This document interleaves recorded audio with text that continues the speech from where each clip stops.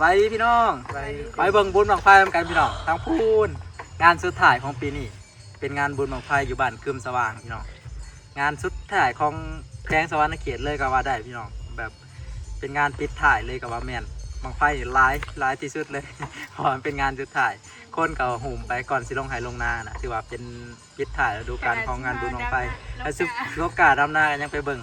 งานนี้นะมีหลายแนวพี่น้องมีทั้งแข่งขันกันเลยกระจุดเพื่อถวายจุดข้อผ่าข้อฝนมีหลายๆอย่างพี่น้องแต่ว่าเฮาไปมื้อนี้ไปคอยนะไปคอยดำนาแล้วมั้งไปเบิ่งกี่ซื่อฝนตกไปเบิ่งกี่ซื่อพี่น้องลัดไปทางใหม่ลองเบิ่งไปเส้นทางไปก็สวยงามพี่น้องมีแต่ตรงไฮตรงหน้าพอมาหอนงานรถหลายแห่งเลยพี่น้องเลยมันเป็นงานสุดท้ายคนหลายแบบสุดๆเลยจะไม่รุ่นเนาะ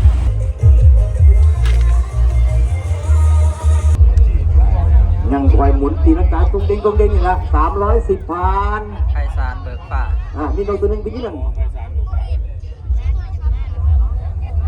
สาขาแจ้งรองรับอยู่นั่น320พันเกินตัวของสาขาแจ้งนั้นไปเอาแล้ว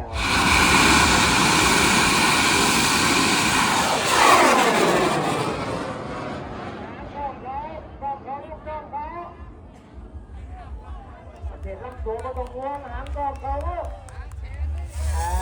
ที่นี่เลยให้สารเบิกป่าถ่ายของไพศาลเบิกป่าพี่น้องมาจากขบุญจอมพ้นหางจากจังหวัดสุรินทร์ประเทศไทยพี่น้องล่างไปลูกล่างไปไพศาลเบิกป่าพี่น้องอีกนิดเดียวอีกนิดนึงโยกลูกโยกตีเดียบ50 คะแนนช่วงโยกให้ฝ่าละเมิดดันทรายเกาะกุ้งก้นจากของดันทรายไปตลอดนั่น230พันมึงสังเกตจังหวะเหลี่ยมแมบเห็นไหมพี่น้องนุ่นบางไฟ250พันแต่ติดตะเข็บแต่เข็บดันทรายกุ้งก้นจากของตลอดเลยสังเกตจังหวะเหลี่ยมแมบ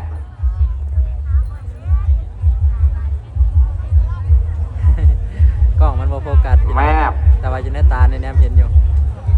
ในกล้องมันโมโฟกัสเลย80 วิจังเหลี่ยมเท่านึงไม่แหบ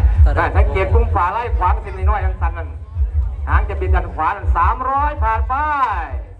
ได้อยู่ประมาณ400บางไฟฝาไล่ขวางเส้นน้อยนั่นจะเป็นดันขวานั่นขาวๆประมาณนั้นรถฝาไล่ขวางมาแล้วเป็นปืนฝาขาวบางๆ320พันก็ได้ก็จับจ่องไปที่บังไฟแสนที่ว่ากำลังตกลงมาพี่น้องเลยครั้งนี้ก็บังควันจะไฟเป็นไฟละผู้จับจ่องหลายกโมก็คือผู้ที่ว่าเดิมพันมันเป็นเพื่อนเพราะว่าถ้ามันได้หลายก็ชนะพี่น้องแต่ว่ามันได้น้อยก็คือแพ้เสียเงิน340พันแต่ว่าซื้อได้อยู่ประมาณ400บังไฟตัวนี้อาจจะมีฝาขาวบางๆร่องรับหางเลยก่อนจะมาถึงกุ้งฝาไล่ขวางนั่นนี่สังเกตกุ้งฝาไล่ขวางไว้ยืดถึงขึ้นไปนี่ฝาไล่ขวางเลยก้นก็เริ่มบางๆเป็นน้ำไหลพี่น้องเลยเพราะว่าเริ่มค่ำๆเลยนาทีกัน360พันจะเครื่องเขามาเดียวเนี่ยฝาไล่ของขวางเลยดูตรงมาแล้วเลย370พันฝาเข้าเป็นกุ้งเป็นก้อน380พัน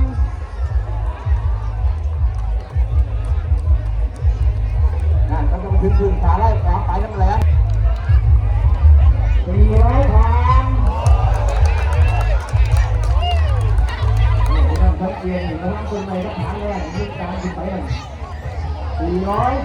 410พัน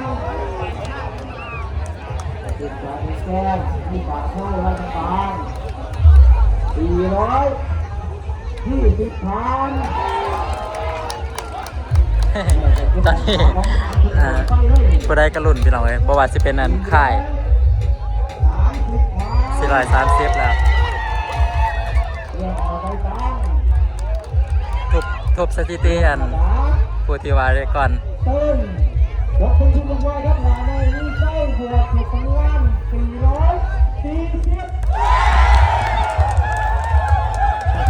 ลายกว่าหมู่พี่น้องได้ลายกว่าหมู่สถิติเก่าก็แม่น430 ตัวนี้440คือว่าลายสุดในเวลานี้ ขึ้นสูงลงซ่า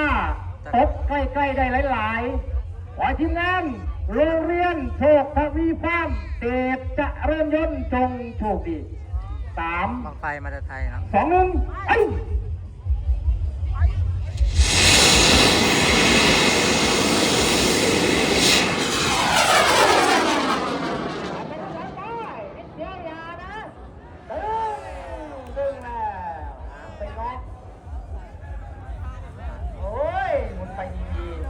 ดันตัวครับดันไปอีกดันไปโยกเต็มเรียบร้อยโอ้องศาอยากเห็นตัวใหญ่เด้อ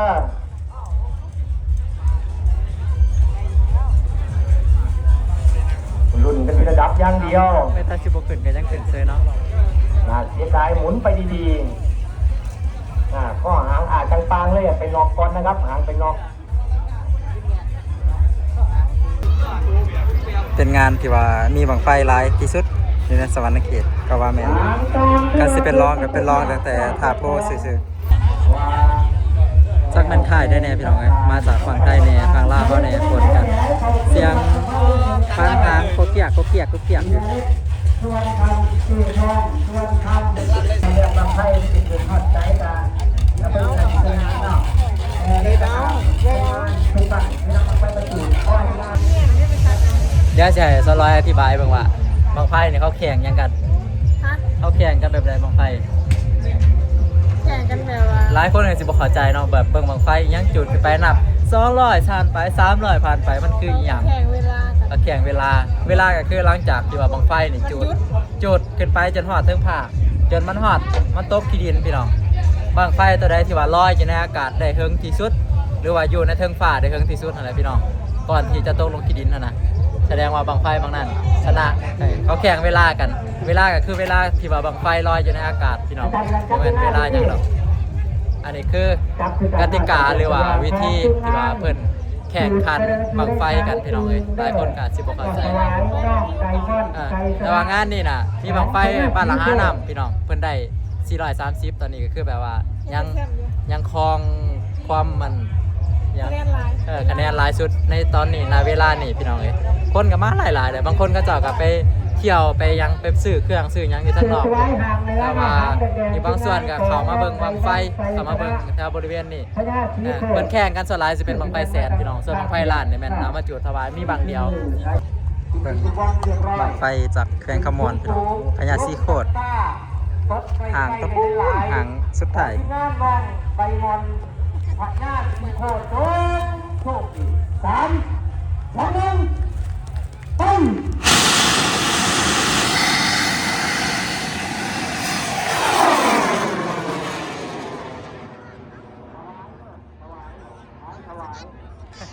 ไปหอดบ้านเฮาพุ่นแหละบางนี้หอดแล้วบางนี้ ไปเลย นี่แหละมันไปจังสี่แหละมันหอดบ้านเฮาน่ะ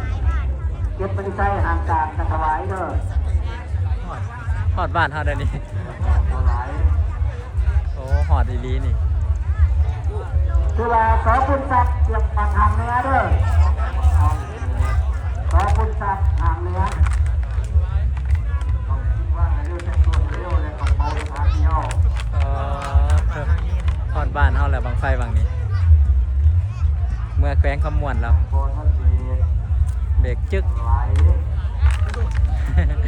คือสิได้บ่หลายดอกพี่น้องแต่ว่าเป็นสูงอยู่สูงแล้วมันก็โค้งลงพี่น้องตารุ่นตาฟังเบิ่งว่าสิได้ตัวใดตัวนั้นน่ะสิดอกบัวเขียวที่บ่หางก็คือดอกบัวเขียวสวรรค์เขตคือกัน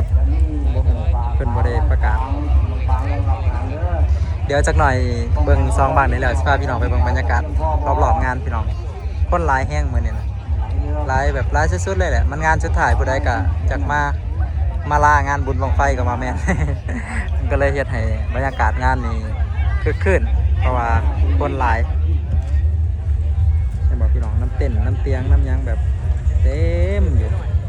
บอกว่าจะเต้นนะพี่น้องขนาดยึดยังหน้านี่ยิ่งเต็มเทียงอยู่ป่าเขาก็มีอีกอยู่น้ำป่าน้ำดงมีบัดพี่น้องคนกระต่อมาหลายมันงานสุดท้ายผู้ใดเอาก่อนก็ได้เปรียบผู้ใดเอาสุดท้ายก็ได้เปรียบกว่าอีกพอเรื่องงานบุญผู้ใดจัดก่อนจัดหลัง จัดสุดท้ายคนกับมาหลายคือเก่าดึงขึ้นพี่น้องเอ้ย ใส่เสือกดึงขึ้นบังไฟนี่ประมาณ50 กิโลนี่นะเขาจะว่าดึงขึ้นพร้อมกันค่ำแล้วก็เร่งจูดแล้วพี่น้องเอ้ยตอนส่งบ้านในค่ำคนบ่หลายปานใดบัดค่ำแล้วก็ญาติกันขึ้นยุ่งๆแต่ละงานเพราะว่ามัน6 โมงแล้วเพิ่นอันนะเพิ่นปิดงานนะ6 โมงมันบ่เห็นหูแล้วก็มันมืดมันอันตรายงานนี่นะเป็นจุดบังไฟตั้งแต่ 11 โมงแล้วพี่น้องไหลยาวมาเลยเริ่มตั้งแต่ตอน 11 โมงของวันที่21เมื่อวานในเพิ่นกล่าวพี่น้องแต่ว่าเป็นจุดบังไฟหน่อยเป็นบังไฟ3 โลบังไฟ6 โลอันนี้ก็ขายปูนานี่ก็ อีกบางหนึ่งพี่น้อง ใช้น้ำสูบมาแบบเดียวเหมือนกันมาเดียวถ้ามาคนเดียวมาถวายพรแต่จับเวลาพอเฮ็ดใช่เป็นงานใดล่ะคือถวายจะจับบ่ บางคนเพิ่นก็บ่ได้จุดแข่งขันเพิ่นก็จุดถวายกันซื่อๆก็มีพี่น้องจุดถวายอันเทวดาฝ่าแทนเพราะว่างานบุญบังไฟนี่ตามฮิตของประเพณีมันจะแท้ก็คือแบบว่าเฮาจุดเพื่อขอฟ้าขอฝนพี่น้องจุดเพื่อเสี่ยงทายโชควาสนาของเจ้าของผู้สื่อบังไฟแต่ว่าต่อมาก็เริ่มมีการแข่งขันแต่ว่าการแข่งขันนี่มีมาตั้งแต่พุ่นแหละตั้งแต่สมัยนิทานพาแดงนางไอ้พุ่นแหละพี่น้องจุดบังไฟแข่งขันกันแข่งขันเอาเมืองกันแข่งขันเอาลูกสาวตะกี้เป็นนิทานนะแต่ว่าต่อมาก็ตามยุคตามสมัยพี่น้องมีการแข่งขันเอาเงินกันจนมาฮอดซุมื้อนี้ก็แข่งขันเอาเงินกันคือเก่าพี่น้องขึ้นอยู่กับการตกลงนะเพราะว่าบ่ว่าสิเฮ็ดกิจกรรมอีหยังก็มนุษย์เฮาหรือว่าคนบ้านเฮานี่นะส่วนหลายบ่ว่ารวมมนุษย์ก็เฉพาะคนบ้านเฮาส่วนหลายก็มักจะเอาเป็นการพนันเบิดบ่ว่าสิเป็นเตะบานจุดบังไฟหรือว่าเฮ็ดกิจกรรมอีหยังต่างๆสลายก็เจ้าก็สิเฮ็ดมีการพนันกันมันจังมีสีสันมันจังคึกคืนมันจังม่วนพี่น้องแต่ว่ามันได้ลุ้นนะบางสุดท้ายแ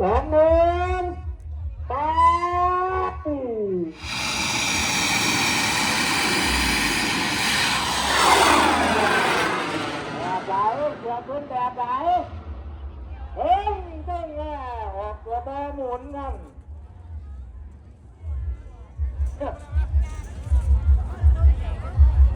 มันกันไปครับหน่อยลายสนใจบังสุดท้ายแล้ว เอายังขึ้นซื้อได้น่ะยังขึ้นอยู่ขึ้นแล้วก็ลงพร้อม ถ้าผู้ใดได้อึ้งใช้เงินล้านเอามาถ่ายรูปกันไปเด้อ ไม่ได้มีผู้ใดล้านปลายผู้ใดพี่น้องบ่แม่นว่าล้านหนึ่งสำหรับบังไฟที่ว่าได้ที่หนึ่งก็เป็นบังไฟไข่ซานเบิกฟ้าพี่น้องมาจากจังหวัดสุรินทร์ได้ทางรางวัล1 ล้านบาทและก็รางวัล500,000 บาทพอดีเป็น1 ล้าน500,000 บาทหลายสุดๆกวาดไปทั้งรางวัลหน่อยรางวัลใหญ่ ภายในบังเดียว พี่น้องสำหรับงานบุญมื้อนี้เอาก็สิเดินทางกลับเด้อพี่น้องผลการแข่งขันก็สรุปได้เป็นที่เรียบร้อยบังไฟก็เบิดแล้วพี่น้องคนก็กำลังสิเบิด เดินทางกลับแล้วพี่น้องขอบใจหลายๆเด้อขอบคุณหลายๆที่เข้ามาเบิ่งคลิปนี้พี่น้องพอกันวิดีโอหน้าพี่น้องบ๊ายบาย